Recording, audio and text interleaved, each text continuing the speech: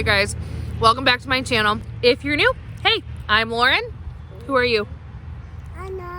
That's Lila, my daughter. I am on a journey to lose 150 pounds. I've been on the My WW Blue program on and off for the last year, and I'm almost to my first 50-pound goal mark. I know, we're back at the park again, but it's 75 and gorgeous out. Can you blame me? And Josh is still working late, so any chance to get out of the house, we're taking it. Today we are doing a lovely picnic in the park.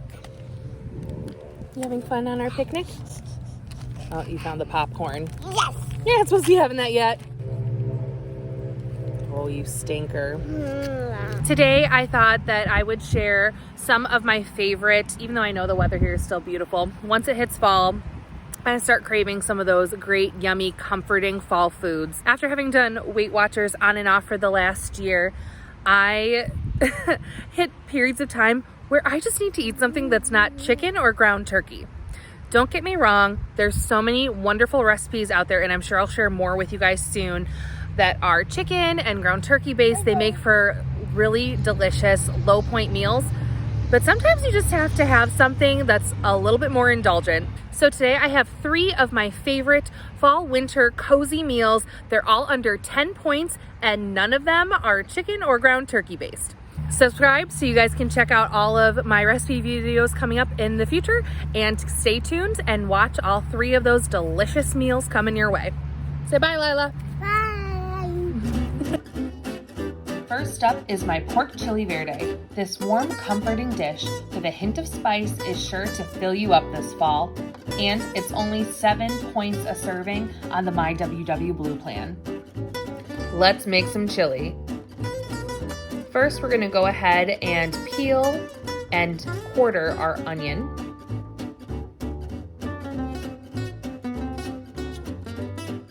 No need to chop these down too far. We're going to be roasting them in the oven and then blending it into the verde sauce. Okay guys, I'm gonna go ahead and put on some disposable gloves now that I'm going to be dealing with the peppers. I'm really sensitive to pepper oil transfer, and I have had too many times where I have accidentally touched my face or my eyes after handling these. So they're no joke. Please wear gloves if you can, or just make sure you're washing your hands with soap that's gonna remove those oils from your hands before you proceed to your next thing. All right, so we're taking the poblano pepper and de-seeding it and just cutting it in half. Now we're going to go ahead and slice up our jalapeno peppers, making sure all seeds are removed. If you like it spicier, you can definitely leave some seeds in. My husband and I like things with a hint of spice, but not too spicy. For the tomatillos, we're going to go ahead and remove that papery outer shell that they have. Usually at this point, I give them a little rinse and then just halve them.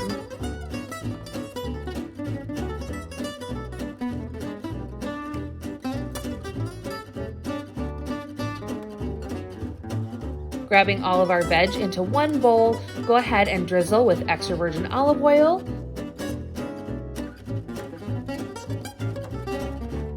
salt,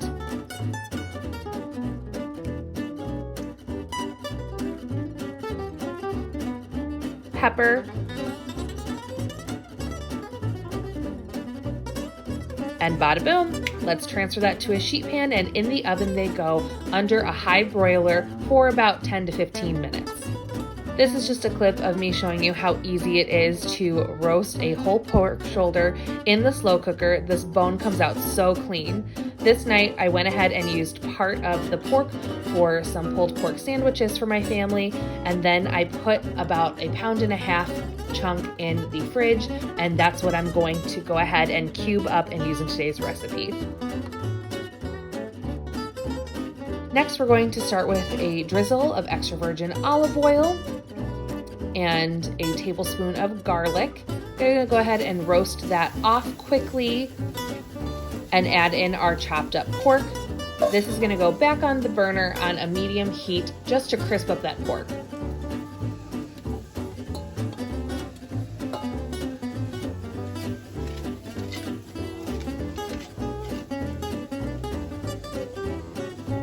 Now our veg is done in the oven. We're going to take them out and put them with all their juices right into the blender. I don't find the need to peel them at this point. Some people do, but because I'm blending it so fine, I don't notice any bitter taste or anything from the peel. So I just go ahead and leave those in there, make it nice and easy, blend it up till it's a nice pureed salsa verde. Mix it together with that crispy pork coating all over.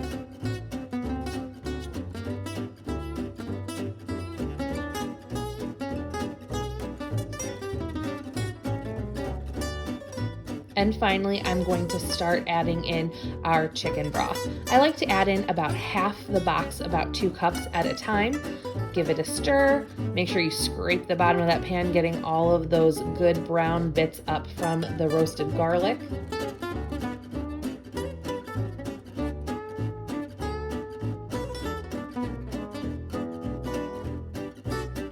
And then add the rest back in.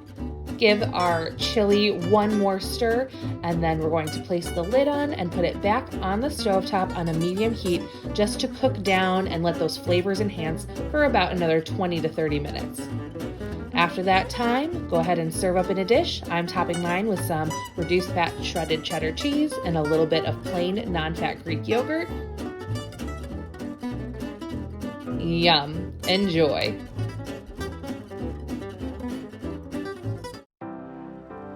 Nothing says fall more than some yummy butternut squash recipes. This twist on the family favorite macaroni and cheese is sure to please even the pickiest eater in your household. And I'm all about finding recipes that keep me on target while also satisfying my family. This rich, gooey, cheesy dish has quickly become a favorite at my house. Right now, I'm just gonna go ahead and prep my butternut squash. I've peeled it, seeded it, and am now cubing it up into pieces that will easily steam. All right, getting back out my trusty Le Creuset dish. This time you're going to wanna find a large pot that you're comfortable putting on both a burner on your stovetop as well as using in your oven. In this dish, I'm putting some extra virgin olive oil, 1 chopped yellow onion, and a nice big tablespoon of garlic. Stir it up to coat all over, and then this is gonna go on the burner on a medium heat just to roast off for a few minutes until fragrant. Once that's done roasting, we're adding that cubed butternut squash into the pot along with 1 cup of low-fat milk and 1 cup of low-sodium chicken broth. Go ahead at this point and add some salt and pepper to taste. I also like to add a hint of nutmeg to my macaroni and cheese recipes. Once this reaches a rolling boil and is all stirred together, go ahead and place a lid on top, and you're gonna let that steam and soften up for about 15 to 20 minutes on a medium-low heat. Once your squash is falling apart, it is time to turn off the burner, transfer your mixture into the blender, and puree down to a very fine, silky texture. Once this is all blended, we're gonna transfer it right back into that pot we were using. Honestly, at this point, after you've blended everything together, this makes a really delicious squash soup as is. You could stop here and have a delicious, warm, yummy bowl. But for today, we're gonna keep going and turn this into our yummy squash mac and cheese. Now I'm just placing a second pot on a burner with water and a large pinch of salt. Get this to a rolling boil. We're going to use it to cook our pasta. I am going to put the burner back on a medium-low heat for the sauce just to keep it warm. We're going to be melting cheese into it here shortly. And once our pasta water has reached a rolling boil, I'm adding in macaroni-shaped noodles. You could do anything from small shells, macaroni noodles, rotini noodles, whatever shaped noodles floats your boat that day. It all works and it's all delicious. Once we have our noodles going, I'm gonna take half the cheese from the recipe, which in total is 2 cups. So 1 cup of shredded cheddar cheese. I'm using the reduced fat kind to save on some points. I'm going to go ahead and fold that gently into our warm mixture, letting it all melt in and incorporate. Once your pasta has reached a nice al dente level, go ahead and drain it and then transfer the noodles into that yummy squash cheesy sauce.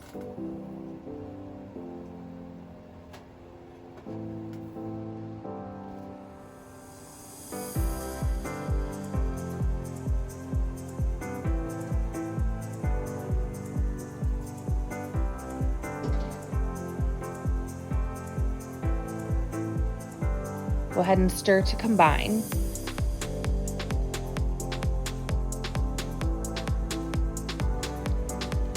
Look at this gooey deliciousness, guys. All right, then we're gonna take that last cup of cheese that we saved to the side and sprinkle evenly over the top. And we're gonna place it in our oven at 350 degrees for about 20 minutes. This just helps release some more of the moisture that's in that sauce, letting it bind together better, and it gives it a nice golden cheesy crust. I sprinkled mine with a bit of cracked pepper, and now it is time to dig in. I honestly don't know that I'll go back to another mac and cheese recipe after this one, guys. It's so good. And it comes out to only 9 points a serving. Our last recipe of the video is taking it back super simple. Anyone can do this recipe, guys, and it turns out delicious every time. This is the skirt steak and veg sheet pan meal. This one makes a great recipe for meal prepping if you want to do a larger batch to take for lunches or have for multiple dinners over the course of the week. First up, I'm just going to go ahead and trim the bottom of the Brussels sprouts and halve them. We're going to speed this up a little bit. Pop these in a bowl and set aside, and now I'm just going to trim down my sweet potato, peel it, slice it, and cube it, and dice it up so it's ready to roast.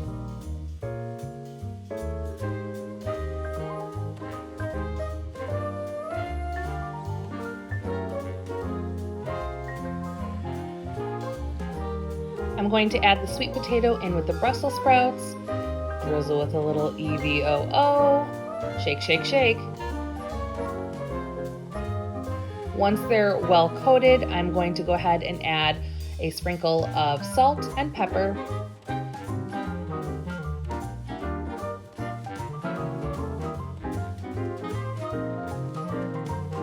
And transfer them to a roasting pan.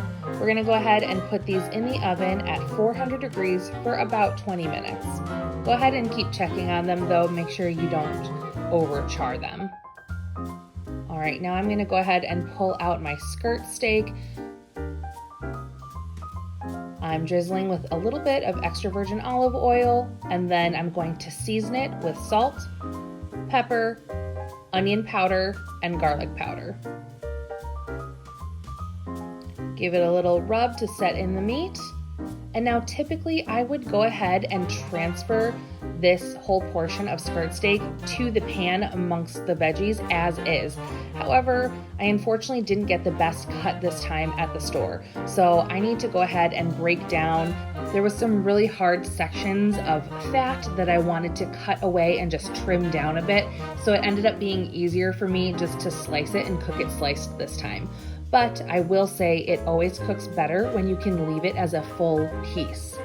Also, be smarter than me. Use a sheet pan that has an edge on it, not a cookie sheet. This made quite a mess in my oven. I don't know what I was thinking. I never normally do that, but just a forewarning, don't make a mess, don't be like me. Use an edged pan, otherwise you'll have grease running everywhere.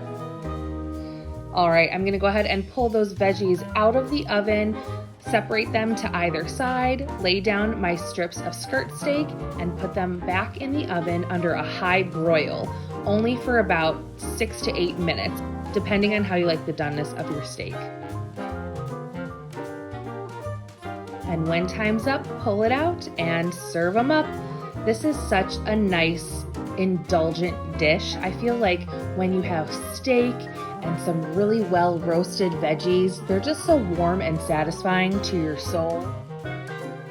Okay guys, we are back from the playground. We had so much fun today. I hope you enjoyed the recipes I just shared. Make sure you leave a comment down below if you try one out or if you're excited to try one out. Let me know what you think.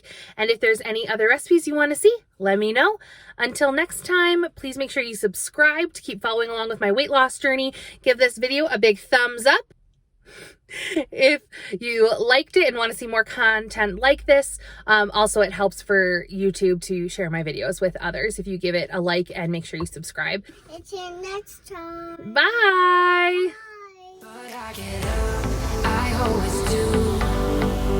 I never think